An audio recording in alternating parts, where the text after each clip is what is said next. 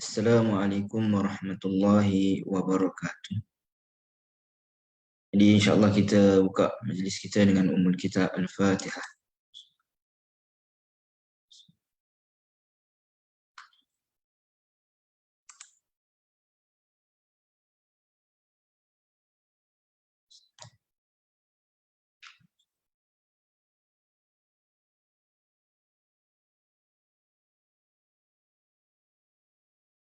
Alhamdulillah Rabbil Alamin. Wassalatu wassalamu ala ashrafil anbiya wal mursalin wa ala alihi wa sahbihi ajma'in. Rabbi shrah li sadri wa yassir li amri wa hlul 'uqdatam min lisani yafqahu qawli. Rabbi zidna ilma warzuqna fahma amma ba'd. Tuan-tuan dan puan yang dirahmati Allah Subhanahu wa taala, pertama dan selama kita merafakkan setinggi kesyukuran kita kepada Allah Subhanahu wa taala kerana dengan limpah kurnianya pada pagi ini dapat kita bersama lagi insya-Allah kan, untuk kita sambung siri tadabbur surah As-Saff yang mana hari ini telah masuk pada siri yang ke-9. Jadi insya-Allah hari ini kita akan membincangkan dua ayat, iaitu daripada ayat yang ke-10 dan yang ke-11. Jadi terima kasih kepada tuan-tuan dan puan yang hadir bersama dalam Zoom ini. Seramai lebih kurang 15 orang. Dan mungkin tak pasti ada live. Ada live maknanya di Facebook juga yang bersama dengan kita insya-Allah. Jadi mudah-mudahan dengan keberadaan kita dalam majlis ilmu ini, Allah Subhanahu wa taala menambahkan keberkatan, rahmat dalam kehidupan kita insya-Allah. Baik. Tuan-tuan dan puan yang dirahmati Allah Subhanahu wa taala, pada minggu yang lalu kita dah sebut 3 ayat dan berkaitan dengan bagaimana Allah Subhanahu wa taala menyebutkan tentang orang yang paling zalim itu adalah orang yang berdusta di atas nama Allah Subhanahu wa taala. Dan juga kita telah menyebutkan bagaimana Allah Subhanahu wa taala yuriduna liyutfi'u nurallah, yakni mereka menginginkan untuk memadamkan cahaya Allah Subhanahu wa taala, tapi Allah Subhanahu wa taala berkehendakkan cahaya Allah Subhanahu wa taala yang kita maksudkan dengan agama Allah Subhanahu wa taala akan terus bersinar. Dan kita sebutkan resolusinya adalah dari sudut Islam adalah agama yang akan terus menang dengan kita ataupun tanpa kita. Jadi kitalah yang mana menentukan sama ada kita nak mendapat keuntungan dengan kita bersama dengan gerabak dakwah Islam ataupun kita berada di bawah dan gerabak atau pergi meninggal kita dan kita tidak mendapat sebarang keuntungan. Maka Allah Subhanahu wa taala sebut, dan cara Allah Subhanahu wa taala akan memenangkan agama ni adalah wallazi arsala rasulahu bil huda wa dinil haq, dan dengan mengutuskan rasul yang benar, rasul dan juga agama yang benar, liyuzhirahu 'ala ad-dini kulli, yang mana daripada rasul dan juga membawa agama yang benar itu akan menzahirkan kebenaran Islam melalui pelbagai jalan, dan antara jalan yang akan dilalui adalah jihad. Sebab surah ini kita balik kepada perbincangan di awal surah, iaitu suasana surah ini adalah berkaitan dengan yuqatiluna fi sabilillah. Dan hari ini pun kita akan menyebutkan jihadu fi sabilillah wa tujahiduna fi sabilillah. Ini berkaitan dengan jihad. Persoalan berkaitan dengan kabura maqtan indallahi an taqulu ma la taf'alun juga berkaitan dengan persoalan jihad. Yuzhirahu 'ala ad-dini kullih, ini menzahirkan agama Islam berbanding agama-agama yang lain melalui pelbagai jalan. Ini perutusan Nabi SAW sebagai Nabi yang benar, dinil haq, yakni diturunkan Al-Quran sebagai agama yang benar, dan kedua-duanya Rasul dan juga utusan utusan dan juga perutusan, iaitu Al-Quran, iaitu menuntut kepada perkara yang paling tinggi, iaitu jihad mempertahankan. Jadi hubungan kita dengan Al-Quran ini ada beberapa tahap. Permulaannya kita membaca Al-Quran, kemudian mungkin menghafaz Al-Quran, kemudian memahami isi kandungannya, kemudian beramal dengannya, kemudian menyebarkannya, dan yang paling tinggi adalah jihad mempertahankannya. Di dalam surah ini, suasananya itu adalah suasana jihad. Baik. Jadi sambungan hari ini pada ayat yang ke-10, Allah Subhanahu wa taala berfirman, A'udzu billahi minasyaitonir rajim. Ya ayyuhalladzina amanu hal adullukum ala tijaratin tunjikum min azabin alim. Wahai orang-orang beriman, mahukah aku tunjukkan suatu perniagaan yang boleh menyelamatkan kamu daripada azab siksa yang tidak terperi sakitnya. Jadi sebagaimana yang kita sebut sebelum ini, bila Allah Subhanahu wa taala membuat panggilan ya ayyuhalladzina amanu, ini menunjukkan kepada talattuf, ya ini juga nak mengajak kita untuk memberikan perhatian dengan uslub yang lemah lembut, dan untuk mengajak untuk kita memberikan perhatian. Dan kalau kamu adalah orang yang jauh daripada aku, marilah mendekat dengan apa yang nak aku sampaikan. Dan kalau kamu dah dekat, maka dekatkan lagi. Jadi apa yang Allah Subhanahu wa taala nak sebutkan ketika mana Allah Subhanahu wa taala memanggil orang-orang beriman, ya ayyuhallazina amanu hal adullukum ala tijaratin tunjikum min azabin alim. Yani Allah Subhanahu wa taala nak tunjukkan kepada sesuatu perkara, perbuatan yang mana jika kamu lakukannya, maka kamu akan selamat daripada azab yang pedih ataupun azab yang tidak terperi. Baik. Jadi dalam ayat ini tadi, ayat 10 ni, Allah Subhanahu wa taala menyebutkan tentang offer. Apa yang Allah Subhanahu wa taala offer? Tunjikum. Maaf, apa yang Allah Subhanahu wa taala offer, yakni Allah Subhanahu adullukum. Ini nak tunjukkan kepada kita cara untuk berjaya dalam perniagaan. Kalau hari ini mungkin kita ada sebahagian kita mungkin dalam dunia perniagaan, maknanya bila kalau ada orang, kita bayangkan ada orang expert dalam bidang tertentu. Hari ini kalau dalam bab digital marketing kan, sebagai contoh Facebook ad ke, Instagram ke, TikTok dan sebagainya, yang mana dia datang pada kita, dia expert ni. Sedangkan kita ni mungkin orang baru nak start, tiba-tiba dia offer kepada kita, nak tak saya tunjukkan cara macam mana you nak buat sale yang banyak.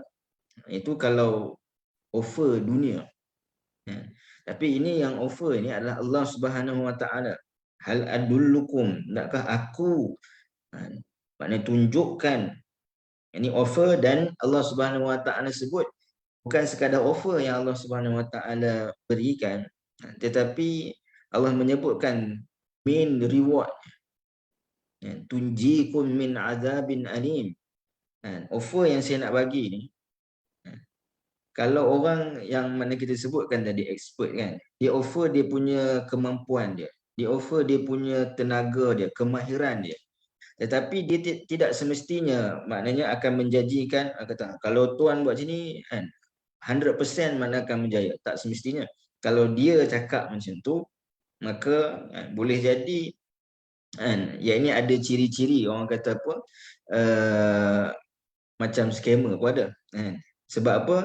Sebab hatta dalam perniagaan pun, algoritma ke, maknanya walaupun orang tu expert, mungkin dalam bidang, contoh kalau dia bidang pemakanan, mungkin dalam bidang hartanah lain pula caranya, dalam bidang mungkin takaful ke dan sebagainya lain pula. Dia punya apa ni, ads ni tu kan, iklannya itu, macam mana nak kalau dalam FBX kan contohnya lah, targeting ke apa ke dan sebagainya. Semua itu adalah bergantung kepada kemahiran, tapi kemahiran tu tak semestinya menjanjikan result yang tinggi. Yang ni dia perlu cuba. Dah dapat baru maknanya itu pun bila dah dapat pun tak semestinya berkekalan. Maknanya akan dapat dia punya rentaknya itu pun tak semestinya rentak tu akan berkekalan. Maka dia nak kena ubah, nak kena buat itu, nak kena buat ini. Jadi bila kita memahami Allah Subhanahu Wa Taala pada ayat yang ke-10 ini secara umumnya terlebih dahulu, iaitu Allah Subhanahu Wa Taala yang pertama offer kat kita kepada satu perkara yang akan menyebabkan kita mendapat reward yang paling tinggi di sisi Allah Subhanahu Wa Taala.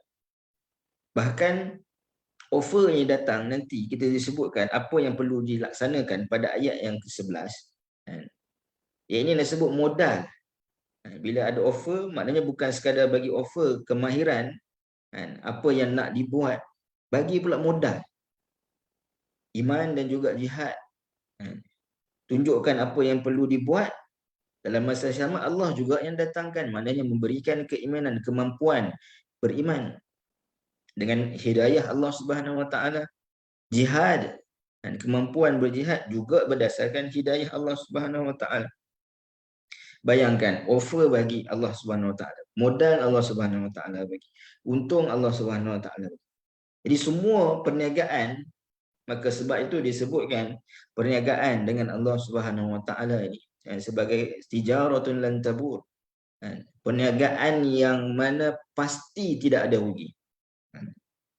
Ini kalau kita dalam dunia bisnes pun, ini tak ada orang yang boleh makna menyebutkan yang ni kita berniaga pasti akan untung, takkan pernah rugi. Walaupun mungkin ada untung, tapi ada masa mungkin kita rugi. Tapi dengan Allah Subhanahu Wa Taala, perniagaan dengan Allah Subhanahu Wa Taala adalah perniagaan yang mendapat reward yang paling besar, tunjikum min azabin alim. Bahkan kemudiannya dapat reward-reward yang lain. Dengan Allah Subhanahu Wa Taala menyebutkan dimasukkan ke dalam syurga kan, pada ayat yang ke-12 dan seterusnya. Yudkhilukum jannatin tajri tahtihal anhar. Jadi disebutkan pada ayat ini apa offernya dan apa main rewardnya, supaya maknanya kita ada rasa keinginan. Ini bila Allah Subhanahu Wa Taala sebutkan, yang pertama, ayat ini dia tidak didahulukan dengan qul. Ini Allah tak kata qul hal adullukum ala tijarah. Ini Allah tak kata kepada Nabi, katakan kepada mereka nak aku, yakni aku tu merujuk kepada qail, yakni pembuat itu bukan merujuk kepada Rasul tapi merujuk kepada Allah Subhanahu Wa Taala. Kalau Allah kata qul, maknanya yang offer itu adalah Nabi SAW. Tapi Allah tak katakan qul. Yang ini menunjukkan yang berucap, yang offer itu adalah Allah Subhanahu Wa Taala sendiri. Kerana semuanya milik Allah Subhanahu Wa Taala, mutlak milik Allah Subhanahu Wa Taala.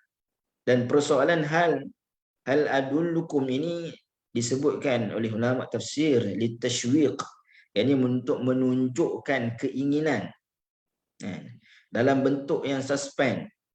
Kita bayangkan nak ada offer apa ni nak bagi ni. Jadi offer tu menimbulkan rasa keinginan dalam bentuk yang mana perasaan kita ni suspend. Apa yang Allah Subhanahu Wa Taala nak berikan pada kita ni? Offer apa?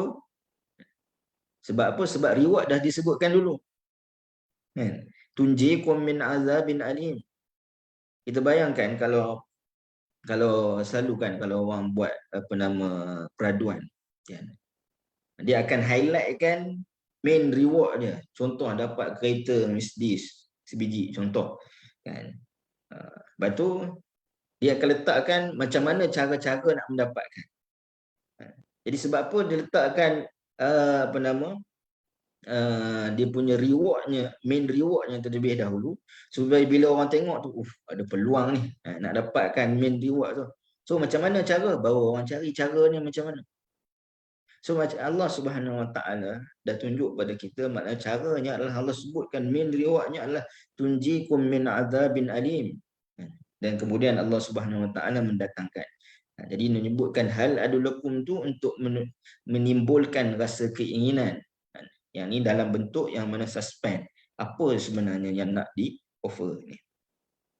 Dan Allah Subhanahu Wa Taala, ketika mana Allah Subhanahu Wa Taala menisbahkan perbuatan adulukum kepada dirinya sendiri, bahkan mengkhususkan maf'ulun bih, iaitu mengkhususkan perbuatan itu adulukum kepada kamu, yakni kepada kalian, adalah untuk menzahirkan kecintaannya kepada orang beriman dan ambil beratnya Allah Subhanahu Wa Taala perihal mereka. Jadi nak sebutkan contoh, kalau kita dalam bahasa kita katakan, siapa yang offer reward yang besar ni? Saya lah yang offer. Offer kepada siapa? Offer kepada kamu lah. Kalau orang berniaga, contoh, dia berniaga, dia ada pelanggan-pelanggan. Siapa yang offer reward yang besar ni? Kami punya CEO, kami punya bos. Kira macam seolah kita rasa, maknanya kita menggunakan khidmat ataupun kita beli barangan daripada syarikat tersebut, CEO dia pun maknanya sangat ambil berat kepada pembeli-pembeli ataupun pengguna khidmat dia. Bahkan dia kata hadiah ni juga khusus kepada yang menggunakan perkhidmatan kami, yang membeli barangan daripada kami. Jadi kita rasa macam bila kita beli, kita nak beli benda yang menjadi keperluan dalam kehidupan kita mungkin. Mungkin kita nak beli telefon. Tapi bila kita beli telefon, mana kita ada peluang untuk mendapat min rewardnya adalah motosikal ke, kereta ke dan sebagainya. Jadi kita rasa macam pelanggan rasa macam dihargai. Begitu, walillahil masalil a'la. Iman dan juga jihad itu adalah satu keperluan yang memang kita perlukan dalam kehidupan kita pun. Yakni untuk dalam kehidupan kita nak menjalani kehidupan sebagai seorang mukmin yang baik, mesti beriman, baru namanya mukmin, dan mesti juga melaksanakan jihad. Tapi dalam masa yang sama Allah Subhanahu Wa Taala sebutkan dengan modal yang sama itu, kamu mendapat main rewardnya yang paling besar, iaitu tunjikum min azabin alim. Dia menunjukkan kepada kasih sayang dan kecintaan Allah Subhanahu Wa Taala kepada orang beriman. So ayat yang ke-10 ni, kita perlu membaca ayat ini dalam suasana kita merasai kasih sayang Allah Subhanahu Wa Taala, Rahim Allah Subhanahu Wa Taala. Kenapa Rahim? Kerana dia khusus pada orang beriman. Ini rasa mendalamnya kasih sayang Allah Subhanahu Wa Taala terhadap kita. Ya, Allah Subhanahu Wa Taala tak menginginkan kepada satu pun orang-orang yang beriman ni mereka masuk ke dalam neraka Allah.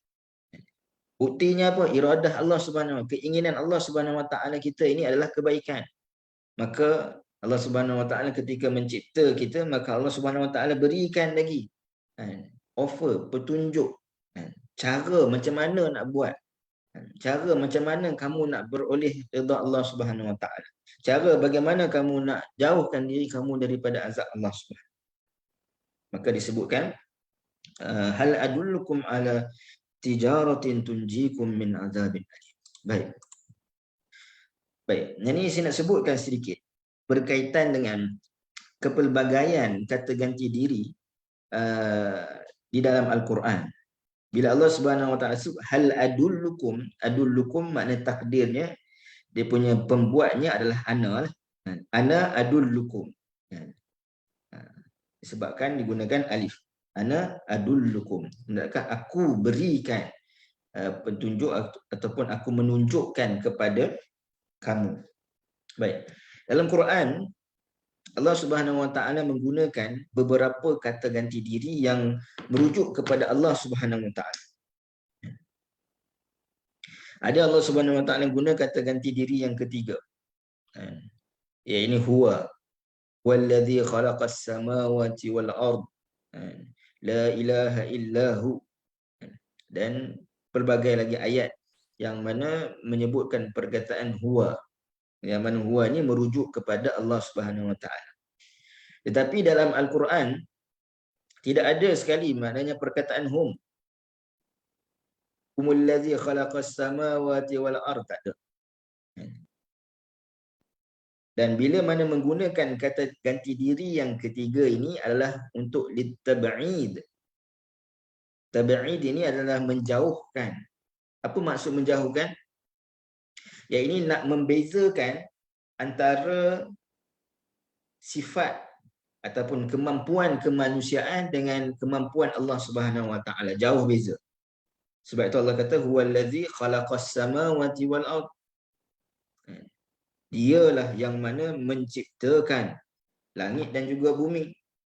Jauh, walaupun kita katakan manusia ada kuasa sebahagiannya dan Allah Subhanahu Wa Taala berkuasa, tetapi kuasa Allah bersifat mutlak.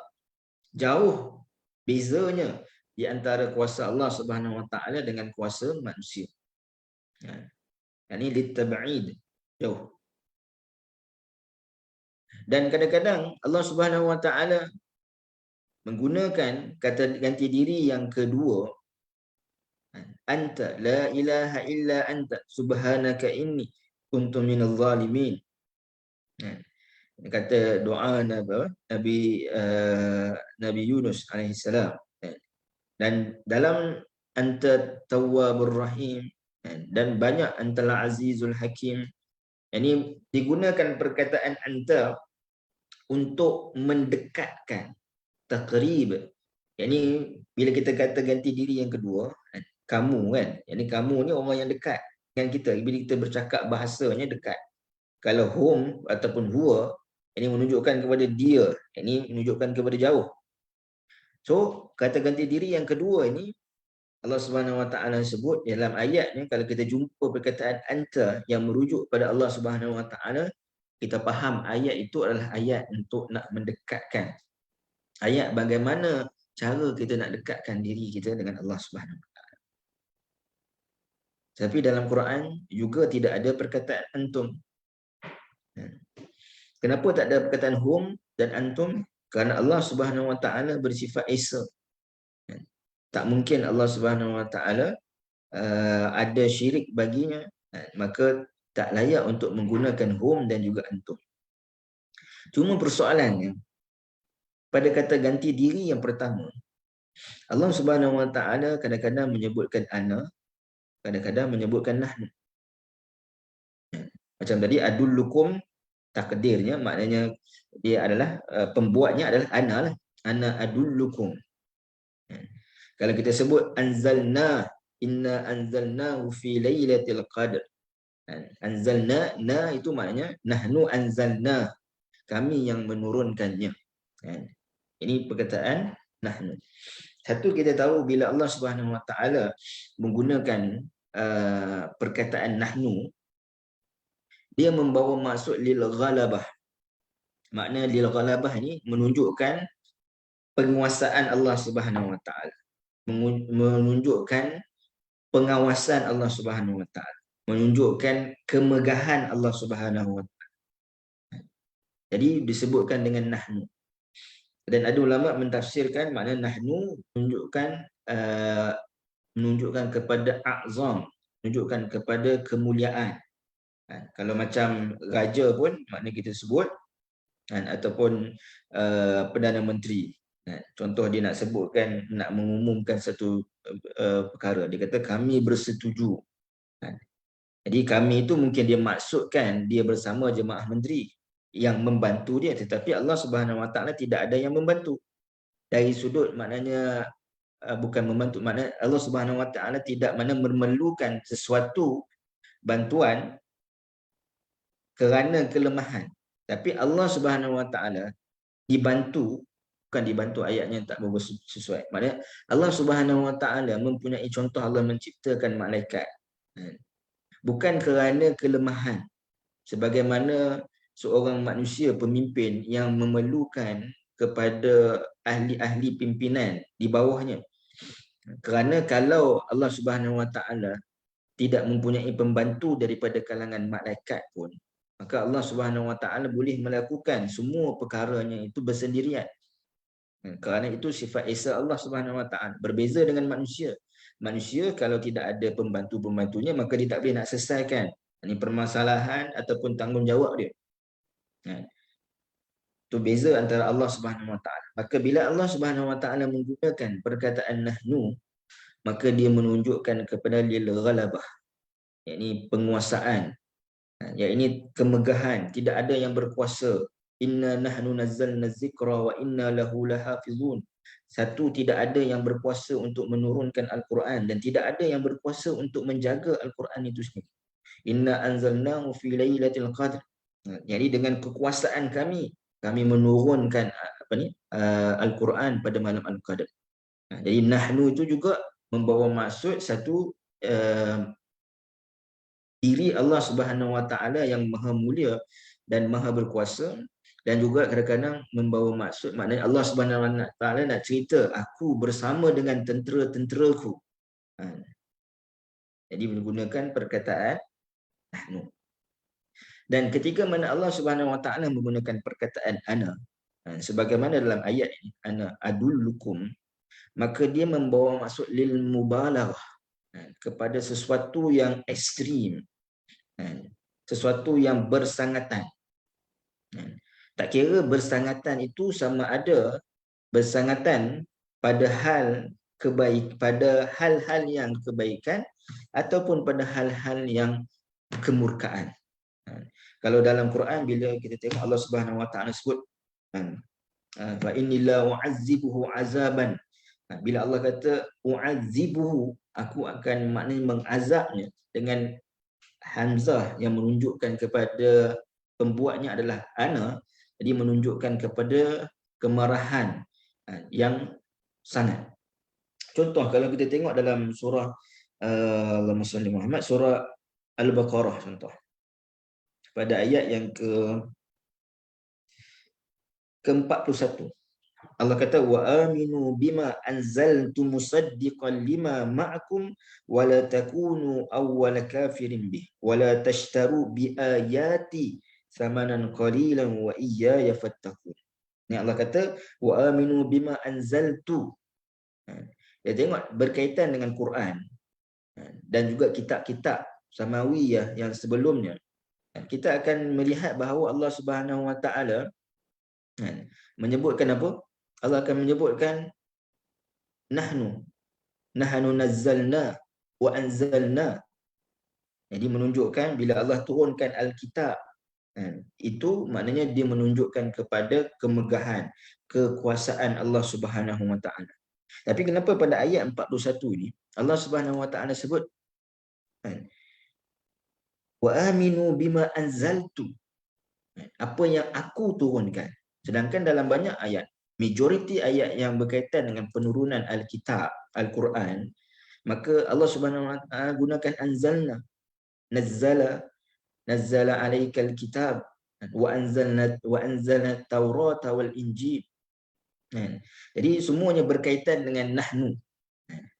Jadi ini menunjukkan, ayat ini nak cerita tentang apa? Kemurkaan Allah Subhanahu Wa Taala kepada ahlul kitab, yang mana mereka tidak mahu mengambil ayat-ayat sebagai peringatan, bahkan mereka menjual wala tashtaru bi ayati. Allah tak kata bi ayatina. Allah kata bi ayati, yang ini menunjukkan kepada betapa besar kemarahan Allah Subhanahu Wa Taala terhadap perbuatan tersebut. Jadi nak sebutkan ini ketika mana dalam keadaan biasa ataupun dalam keadaan nak menunjukkan kemegahan, maka Allah menggunakan nahnu, ataupun nak menunjukkan kepada kekuasaan. Tapi bila mana specifically Allah Subhanahu Wa Taala memerukai sesuatu perbuatan, maka Allah Subhanahu Wa Taala menggunakan ana, dan juga dia punya dhamir-dhamir ni lah. Ini apa ni tu kalau berkaitan dengan fi'il madhi kan, anzaltu.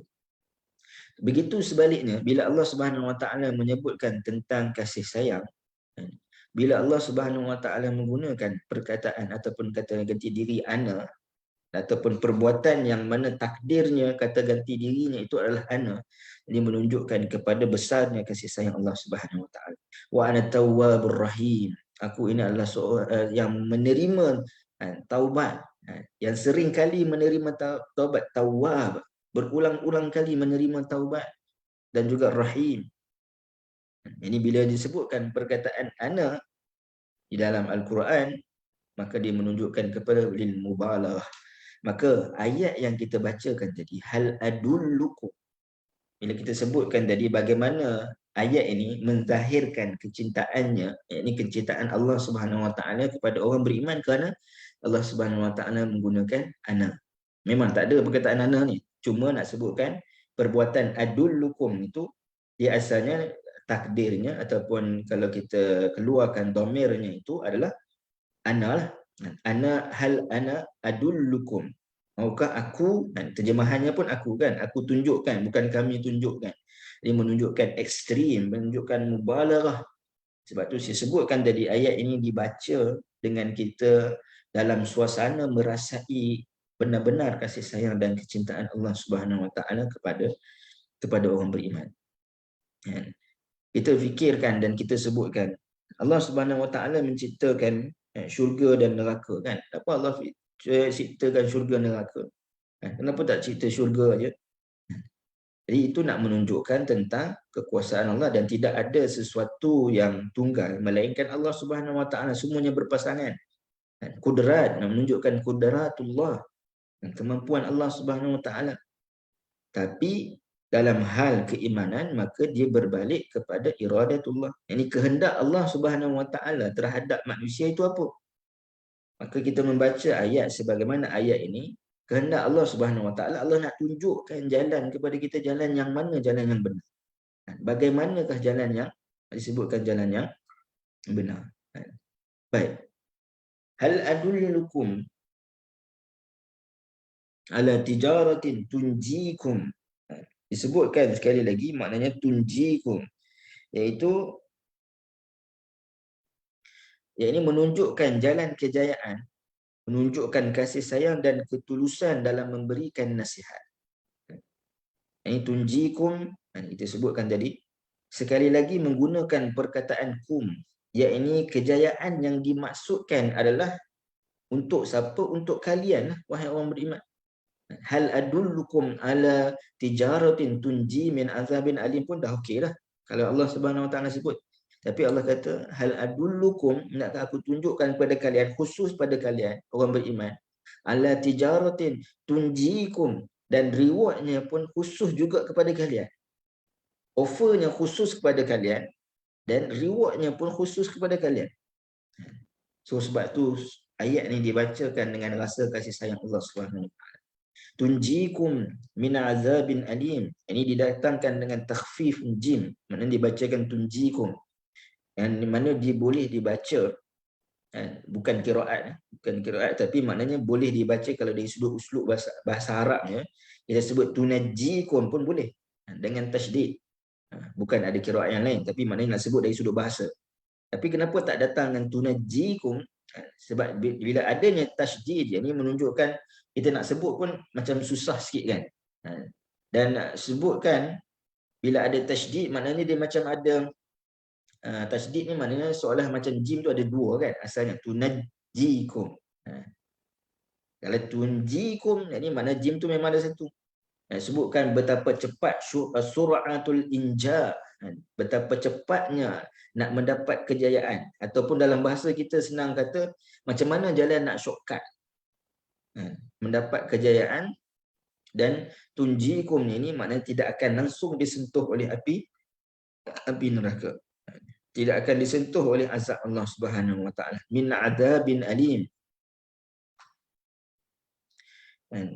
Mana min di sini adalah penjelasan, iaitu selamat. Tunjikum min, selamat daripada apa?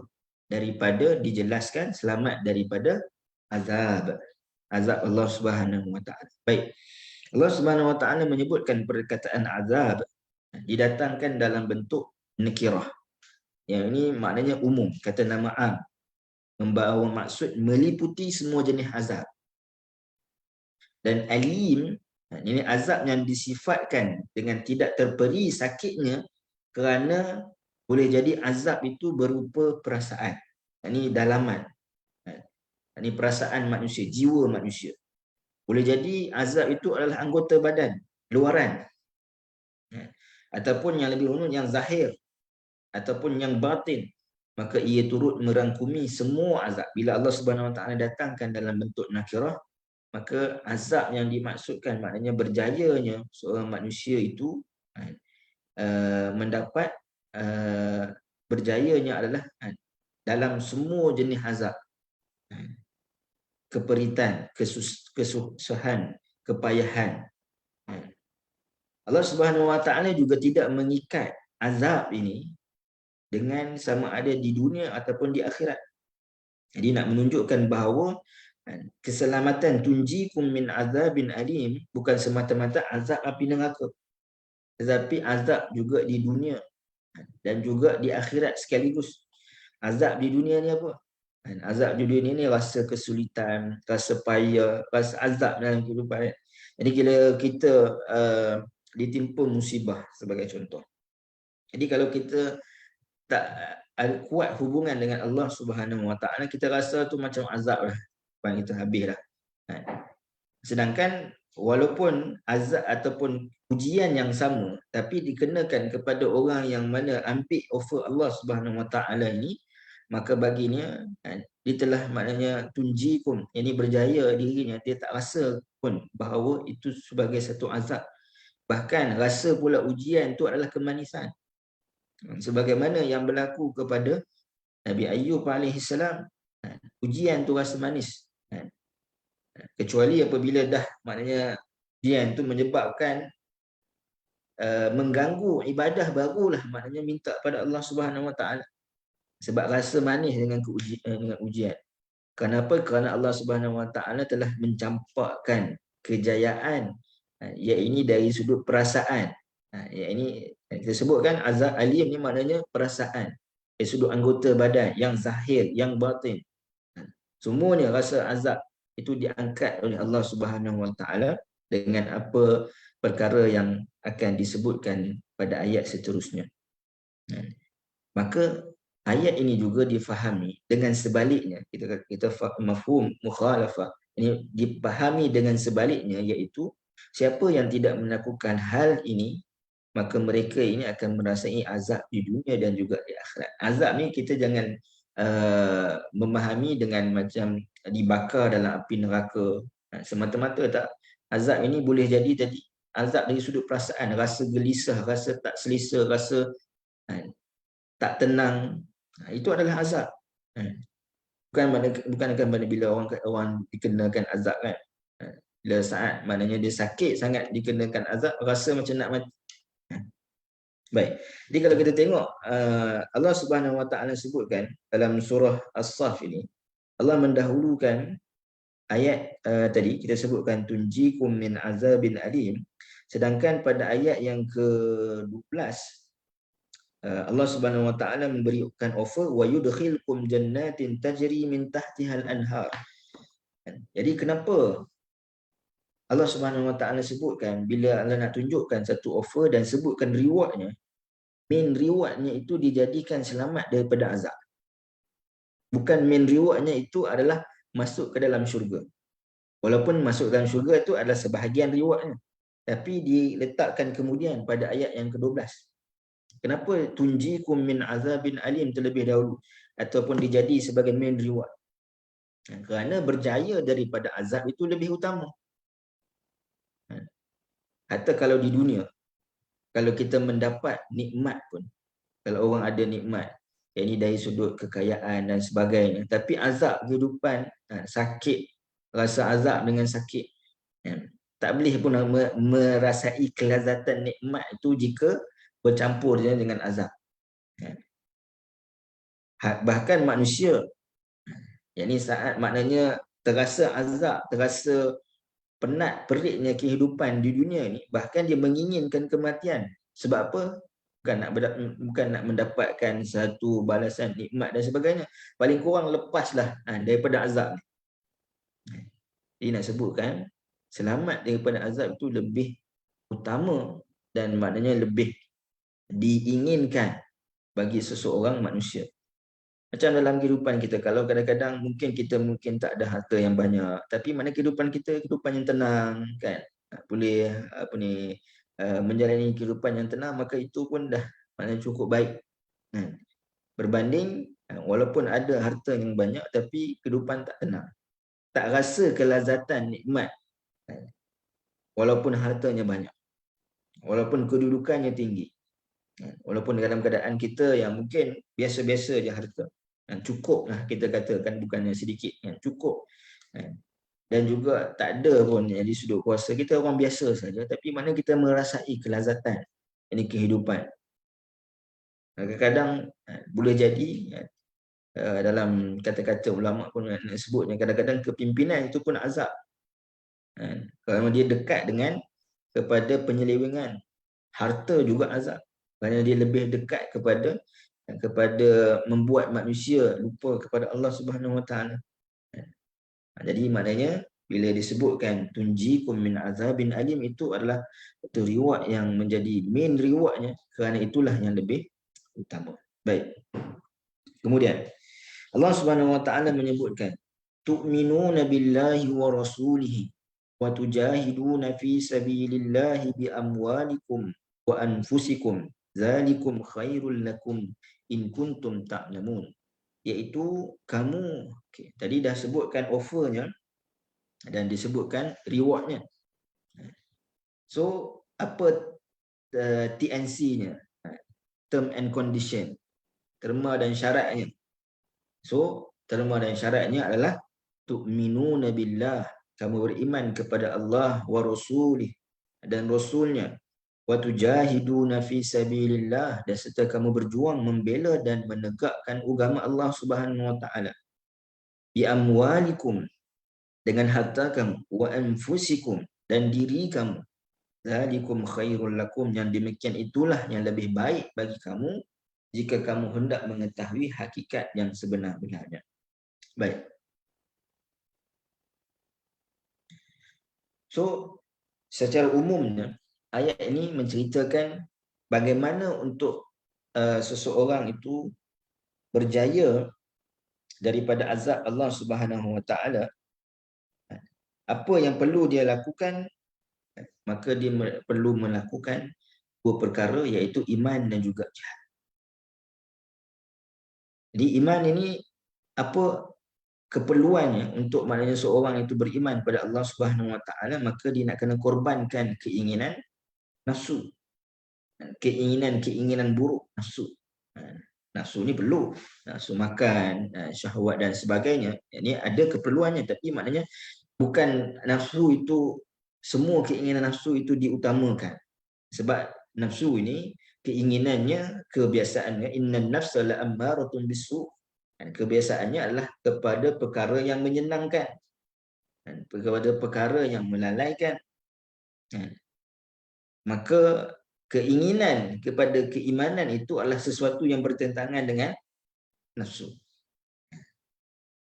Dan bila kita sebutkan jihad, maknanya korbankan kepentingan duniawi, bi amwalikum, dengan harta bendanya, wa anfusikum, nyawa. Jadi anfusikum ni tidak semestinya nyawa, yakni jiwa kita, yakni tenaga, kudrat, kemampuan. Jadi korbankan kepentingan ini di duniawi ini untuk mendapat kejayaan. Yang kita tengok hari ini, tidak ada sesiapa pun di dalam dunia ini yang mana disebutkan dia berjaya melainkan dia ada pengorbanan. Ini korban mungkin masa tidur dia belajar, korban mungkin masa orang pergi shopping, pergi travel dan sebagainya, kan. Ambil duit dia, korbankan diri dia, maknanya untuk bina, kalau dalam bisnes kan, tijarah. Kita sebut, hari ini kita sebut banyak bisnes, sebab apa kita sebut tijarah, perniagaan, maknanya dikorbankan keinginan-keinginan tu untuk dia mencapai kejayaan. Kalau orang tidak pernah melalui pengorbanan ini, sama ada mungkin dia mendapat benda itu daripada mewarisi. Ini bukan daripada usaha dia sendiri. Dia tak sama. Jadi nak sebutkan nak mendapatkan kejayaan, maka perlukan kepada pengorbanan. Dan nak mendapatkan keimanan yang benar adalah dengan mengorbankan keinginan nafsu, dan jihad yang benar di sisi Allah Subhanahu Wa Taala adalah dengan mengorbankan kepentingan duniawi. Baik.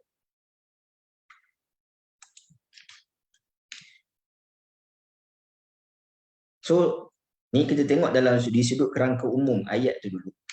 Jadi ayat ini menceritakan tentang tadi sambungan, yakni perniagaan, tijarah. Allah Subhanahu Wa Taala sebut tidak tijarah, yang mana modalnya adalah iman dan juga jihad. Modal nak berjaya dalam perniagaan ini, nak kena keluar modal, iman dan juga jihad. Kita sebutkan tadi bahawa modalnya itu pun daripada Allah Subhanahu Wa Taala.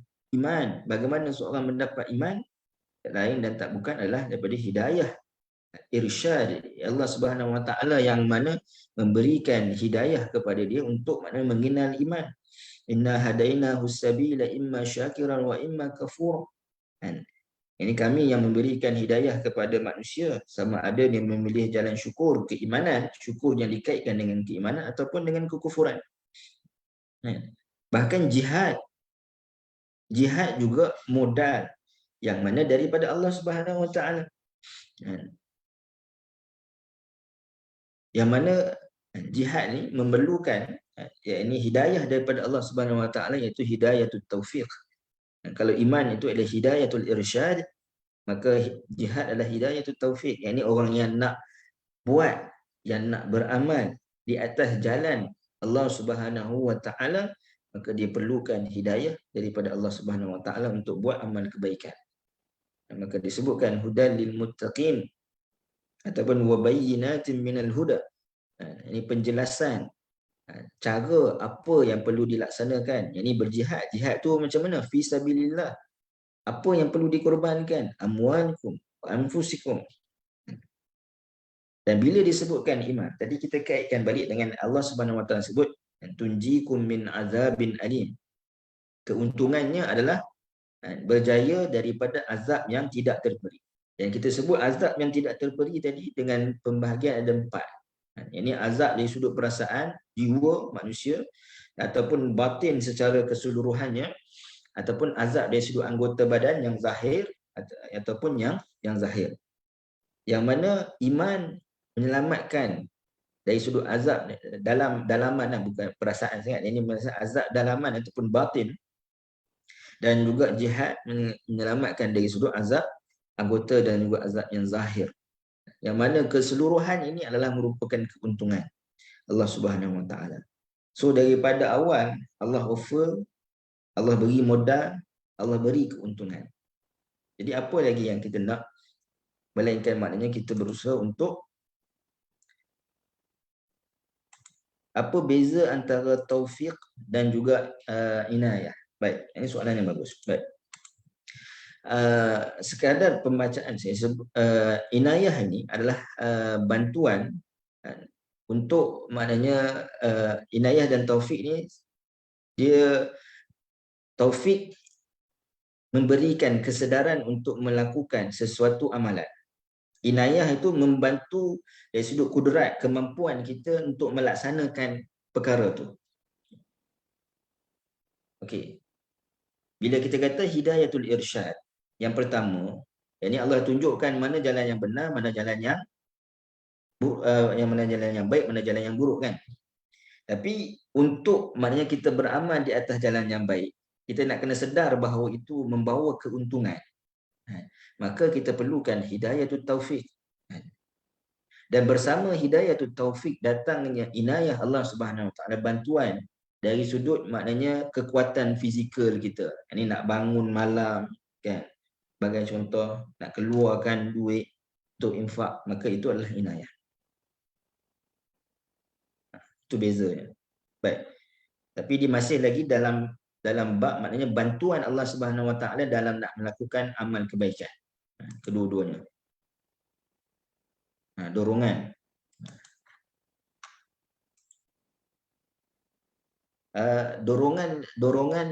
Dorongan itu adalah taufik. Dorongan melakukan amalan inayah adalah bantuan itu sendiri dari sudut fizikal, bantuan fizikal. Maknanya kalau kemampuan dorongan nak melakukan amal taufik, tapi maknanya nak melakukan itu maknanya kita perlukan kemampuan fizikal. Orang nak pergi haji kan, maka inayah bantuan Allah Subhanahu Wa Taala juga dari sudut maknanya kemampuan secara fizikal kita. Oh, confused. Baik. Taufik. Ini kalau kita katakan dorongan untuk melakukan amal kebaikan itu adalah taufik. Taufik. Tapi bila disebutkan inayah, maknanya bila dah kita sedar nak buat, ada tak kemampuan nak buat? Dari sudut kita sedar bahawa pentingnya contoh bangun malam. Tapi nak bangun, kudrat nak bangun itu adalah perlu juga bantuan Allah Subhanahu. Inayah daripada Allah Subhanahu. So kalau kita tak membezakan antara taufik dan inayah pun, maknanya kedua-duanya membawa maksud bantuan untuk melakukan amal soleh. Dari sudut dorongan dan bantuan pada fizikal. Boleh ke? Boleh, Ustaz. Baik. Sikit lagi ayat tu'minuna billahi wa rasulih. Allah Subhanahu Wa Taala sebutkan, Allah tak kata an tu'minu billahi wa rasulih. Kenapa? Kerana bila adanya an, dia akan memberi faedah sesuatu yang akan datang. Sedangkan keimanan dikehendaki pada waktu sekarang ni. Tu'minun. Sekarang ni adalah waktu beriman. Bukan an tu'minu. Bukan pada masa yang akan datang. Sekarang ni, pada sekarang ini pun maknanya kamu perlu beriman pada Allah Subhanahu Wa Taala dan tu'minuna, dan berterusan beriman pada Allah Subhanahu Wa Taala. Dan tu'minuna juga tanpanya adanya an boleh membawa maksud suruhan Allah. Macam Allah kata yaghfir lakum. Ya, ini menunjukkan kepada Allah Subhanahu Wa Taala menjawab kepada suruhan tu'minun ya tu'minu yaghfir lakum. Ya, ini kamu beriman, aku ampunkan kamu. Aku wajib ampunkan kamu. Jadi bila mana tu'minu ini juga membawa maksud seakan-akan suruhan Allah Subhanahu. Dan beramal dengan suruhan inilah yang memberikan kejayaan dalam tijarah, dalam perniagaan tersebut. Bukan sekadar Allah tunjukkan jalan. Allah tunjukkan jalan tu maknanya itu yang Allah Subhanahu Wa Taala offer pada kita. Tapi nak mendapat offer itu makna beramal dengan suruhan. Di dalam perbincangan bahasa mungkin dia agak rumit lah, tapi dia sebutkan tentang masdar awal dan sebagainya. Tapi kita boleh simpulkan mesej yang nak disampaikan itu bahawa bila tidak ada an itu menunjukkan lebih maknanya itu lebih banyak faedahnya. Iaitu apabila tidak ada an menunjukkan bahawa keimanan itu mesti berlaku sekarang dan berterusan. Dan ia juga boleh membawa maksud suruhan Allah, yang mana suruhan itu mesti didahulukan ataupun didapati offer tersebut dengan amal, dengan apa yang Allah Subhanahu Wa Taala suruh, iaitu beriman. Baik. Kemudian wa tujahiduna fi sabilillah. Dan yang kedua adalah jihad fi sabilillah. Di jihad tujuannya hanya disebutkan kerana Allah Subhanahu Wa Taala. Di jalan Allah Subhanahu Wa Taala. Saya letakkan dalam kurungan kepelbagaian tu kerana maksud sabil itu. Saya pernah sebut dah sebelum ni, sabil beza je dengan sirat. Sabil ini kepelbagaian jalan untuk menuju kepada Allah Subhanahu Wa Taala. Jihad fi sabilillah bukan semata-mata jihad di atas medan perang, tapi jihad dengan mata pena, jihad dengan maknanya menunjukkan akhlak yang baik, jihad di dalam infak, jihad di dalam melakukan ibadah, kesungguhan dalam melakukan ibadah, di dalam kepelbagaian jalan-jalan menuju Allah Subhanahu Wa Taala. Gatujahiduna fi sabilillah, ini tujuannya hanya kerana Allah dan di atas jalan Allah yang pelbagai jalan untuk sampai kepada redha Allah Subhanahu Wa Taala. Baik. Bila kita sebutkan kita sebutkan dalam Quran ada ayat-ayat yang Allah Subhanahu Wa Taala mendahulukan amwal wal anfus berbanding fi sabilillah. Kalau ayat ni watujahiduna fi sabilillah bi amwalikum wa anfusikum kan. Tapi dalam surah Al-Anfal Allah kata innal ladzina amanu wa hajaru wa jahadu bi amwalihim wa anfusihim fi sabilillah. Dalam surah Al-Hujurat juga menyebutkan wajahadu bi amwalihim wa anfusihim fi sabilillah. Ya Allah Subhanahu Wa Taala dalam surah ini As-Saff Allah mendahulukan fi sabilillah. Manakala dalam surah Al-Anfal dan surah Al-Hujurat Allah mendahulukan wajahadu bi amwalihim wa anfusihim berbanding fi sabilillah. Jadi dia masih lagi apa yang kita sebutkan pada minggu lepas. Ayat ini dia berdasarkan konteksnya, yang mana memberikan penjelasan jika yang menyebutkan konteksnya itu berkaitan dengan harta, maka didahulukan harta. Surah Al-Anfal kita sebutkan apa sebab turunnya surah Al-Anfal. Ini para sahabat bertanyakan tentang harta rampasan perang bila adanya perbezaan, yakni sengketa dari sudut macam mana nak bahagi harta rampasan perang. A kata aku lagi layak, B kata aku lagi layak, C kata aku lagi layak. Ada 3 kelompok. Maka Allah Subhanahu Wa Taala mendahulukan harta. Sebab apa? Sebab ayat ataupun surah itu jauh, suasana surah itu adalah berkaitan dengan harta. Kalau Al-Hujurat juga sama, berkaitan dengan harta. Allah Subhanahu Wa Taala sebut surah Al-Hujurat ini, ayat itu selepas Allah kata ada orang yang mengatakan waqalatil a'rab, ada orang Arab yang mengatakan kami telah beriman. Tapi Allah kata jangan kata kamu beriman, katalah kamu kalau aslamna, kami telah Islam. Kerana apa? Kerana dalam surah Hujurat saya pernah sebutkan dia punya sebab nuzul yang antaranya adalah orang-orang yang kabilah ketu kabilah ni. Ketika mana mereka memeluk Islam. Jadi mereka bawa bersama mereka kabilah mereka yang ramai memeluk Islam. Jadi mereka rasa mereka ini ada patut diberikan sesuatu, yakni kedudukan ke harta ke oleh Nabi SAW. Sebab bila aku masuk Islam, aku bawa 300 orang bersama dengan aku masuk Islam. So aku ni maknanya ada kedudukan lah, sepatutnya. Dan antaranya adalah kita tengok dalam peperangan yang berlaku selepas itu pun, dalam peperangan Hunain dan sebagainya, Nabi SAW berikan harta rampasan perang pun lebih banyak kepada golongan-golongan orang-orang yang baru masuk Islam, ketua-ketua kabilah ni. Nabi bagi lebih banyak kepada mereka. Tapi Allah Subhanahu Wa Taala sebutkan pada ayat 15, selepas itu orang yang benar-benar beriman itu adalah wajahadu bi amwalihim wa anfusihim fi sabilillah. Mereka bukan berkorban fi sabilillah, bukan kerana untuk mendapatkan hamba dunia, bahkan untuk berjihad fi sabilillah mereka yang mengorbankan harta. Jadi fi sabilillah tadi kita sebutkan dengan memberikan isyarat niat tujuan hanya kerana Allah Subhanahu Wa Taala. Kerana ada orang yang berjihad kerana nak merampas kuasa. Ada orang yang berjihad maknanya kerana nak balas dendam. Ada orang yang mana berjihad kerana nak memperluaskan empayar. Ada orang yang berjihad untuk mendapatkan habuan dunia. Ada yang mendapatkan pujian dan lain-lain yang tidak selari dengan jihad kerana Allah Subhanahu Wa Taala. Maka sebab itu Allah Subhanahu Wa Taala mendahulukan wa tujahiduna fi sabilillah. Bahkan dalam ayat sebelum ni kita sebutkan pada ayat yang keempat, yuqatiluna fi sabilihi saffan. Allah juga mendahulukan fi sabilihi berbanding saffan. Kenapa Allah tak kata yuqatiluna saffan fi sabilihi? Kamu berperang dalam keadaan satu saf di jalan Allah Subhanahu Wa Taala.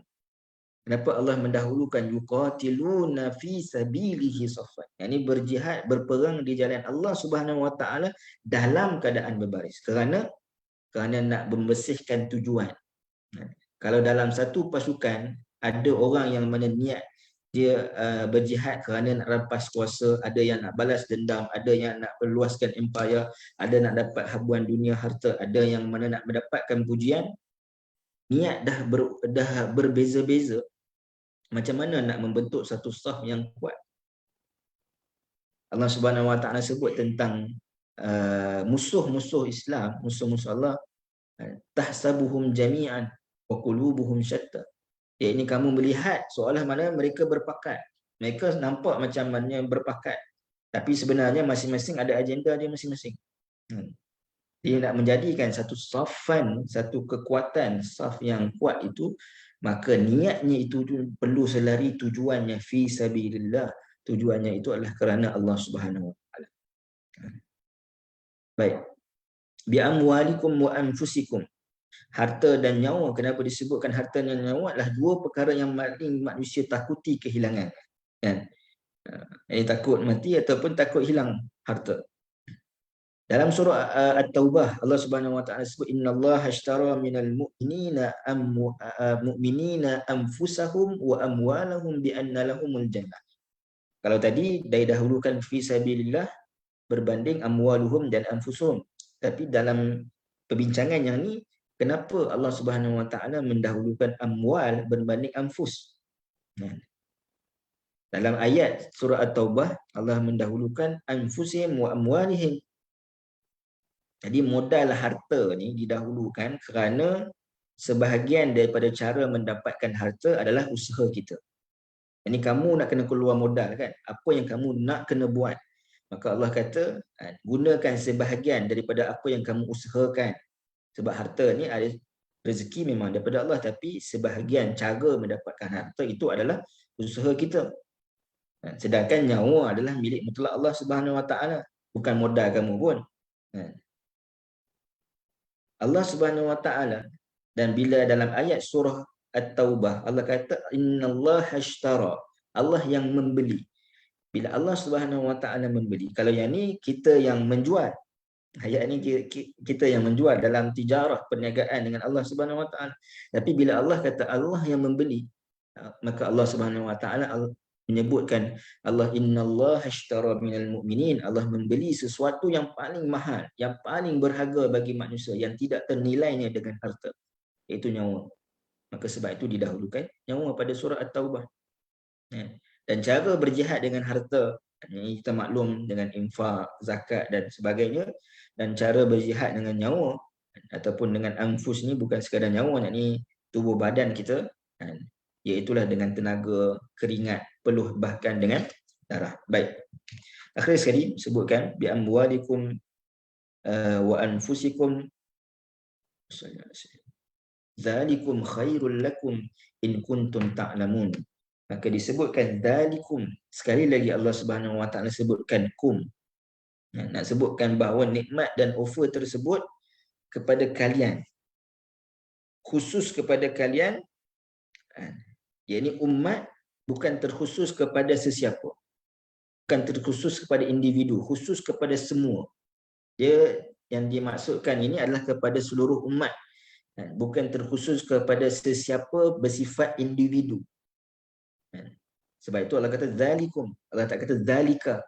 Kalau zalika menunjukkan kepada seseorang, ini individu, tapi zalikum, dan itu semuanya khusus kepada umat keseluruhannya, tidak terkhusus kepada sesiapa individu, dan menunjukkan bahawa ia sesuatu yang mudawamah, yang berlaku berterusan. Dan bila disebutkan zalika yang juga asalnya pada perkataan zalikum kan, yang disebutkan perkataan asalnya zalika, itu menunjukkan kepada, bila kita katakan zalika, selalu kita menggunakan ia pada sesuatu yang jauh kan, sesuatu yang jauh. Zalika kan, sesuatu yang jauh. Jadi nak sebutkan bila perkara yang jauh ni, kita tak akan perasan melainkan benda itu satu benda yang besar dan benda yang agung. Nak sebutkan keimanan dan orang yang beriman dan orang yang melakukan jihad fisabilillah adalah benda yang besar dan benda yang agung. Hingga kan kalau daripada jauh pun kita akan nampak dan kita akan perasan. Nak sebutkan seolah-olah nak gambarkan macam itu. Digambarkan dengan zalikum khairul lakum, dengan memotivasikan keinginan seolah keuntungan itu akan berterusan dan pasti tidak merugikan. Khairul lakum in kuntum ta'lamun, jika kamu mengetahui. Dan Allah Subhanahu wa taala sebut juga dalam surah At-Taubah, Allah Subhanahu wa taala menyebutkan Qul in kana aba'ukum wa abna'ukum wa ikhwanukum wa azwajukum wa ashiratukum wa amwalun iqtaraftumuha wa tijaratun takhshawna kasadaha wa masakinu tardawnaha ahabba ilaikum minallahi wa rasulih wa jihadin fi sabilihi fatarabbasu hatta ya'tiyallahu bi amrih wallahu la yahdil qaumal fasiqin. Yani Allah Subhanahu wa taala menggambarkan kalau kita memilih perniagaan selain daripada perniagaan kita dengan Allah Subhanahu Wa Taala lebih besar, maka Allah Subhanahu Wa Taala sebutkan tunggulah, maknanya ya'ti Allahu bi amri, Allah Subhanahu Wa Taala memberikan keputusan kepada kita. Jadi kita sebutkan di awal tadi, maknanya ayat ini disebutkan tunjikum min azabin alim.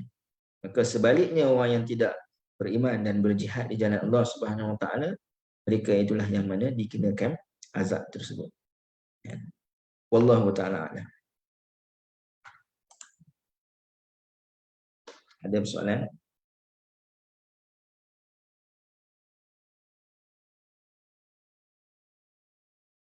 Tak ada, Ustaz.